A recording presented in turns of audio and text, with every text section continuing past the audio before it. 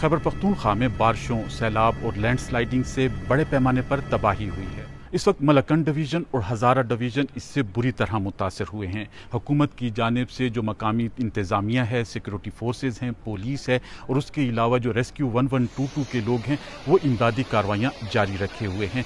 बोनेर और बाजोड़ के इलाके इस वक्त सबसे ज़्यादा मुतासर हुए हैं और वहाँ से मकामी लोगों ने कहा है कि बोनेर में एक मुकम्मल बाज़ार बिल्कुल मिट गया है और इसी तरह एक दो देहात के बारे में भी पुलिस एहलकारों ने कहा है कि वहाँ राब्ते नहीं हो रहे, लेकिन इतलात ये हैं कि वो भी सफ़े हस्ती से मिट गए हैं।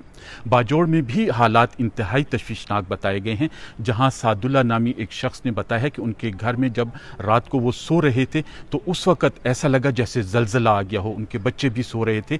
जब वो घर से बाहर निकलने लगे तो उन्हें ऐसा लगा कि उनके घुटने तक मिट्टी में वो फंसे हुए थे और उनके बच्चे उस वक्त सो रहे थे। एक बच्चे ने उनके उस वक्त बाजू में ही जब उनको निकाल रहे थे तो दम तोड़ दिया था। उनके घर के 6 अफराद इसमें जान से गए हैं, जबकि उनके भाई के भी 3 से 4 अफराद थे जो इस हादसे में या इस आफत में वो उनकी भी जान चली गई है। पाकिस्तान तहरीक इंसाफ के चेयरमैन बैरिस्टर गोहर ने एक वीडियो पैगाम में वफाकी और सूबाई हुकूमतों से कहा है कि इन इलाकों को आफतज़दा इलाका करार दिया जाए। उन्होंने कहा है कि बोनेर में इंफ्रास्ट्रक्चर और लोगों के अमलाक को शदीद नुकसान पहुंचा है और इस वक्त ये सियासत का नहीं है, सियासत से बालातर होकर हमें लोगों की खिदमत करनी चाहिए। बारिशों और सैलाब से बोनेर और बाजोड़ के अलावा मानसेहरा के मुख्तलिफ इलाके भी बुरी तरह मुतासर हुए।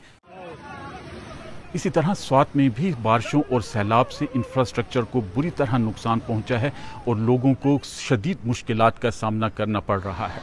PDMA के अलर्ट के मुताबिक बारिशों का ये सिलसिला 21 अगस्त तक जारी रहेगा और ये अभी जो बारिशें हो रही हैं ये बालाई इलाकों में हो रही हैं, जिसके बाद अगर ये सैलाब और ये बारिशों का सिलसिला जारी रहता है तो उससे फिर पेशावर और दीगर इलाकों में भी इस सैलाब और इससे नुकसानात का अंदेशा जाहिर किया जा रहा है।